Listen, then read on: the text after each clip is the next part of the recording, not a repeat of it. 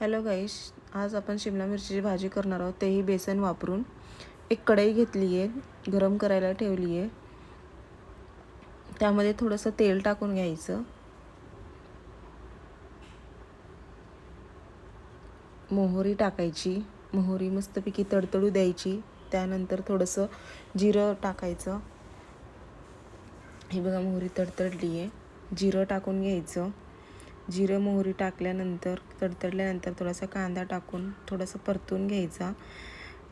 कांदा जास्त करपू नाही द्यायचा आणि जास्त हे पण नाही करायचं। कढीपत्ता पण टाकायचा। याला काय आलं लसणाची वगैरे काही पेस्ट नाही लागत आहे। शिमला मिरची टाकून घ्यायची, मस्त त्याला खालीवरी परतून घ्यायचा।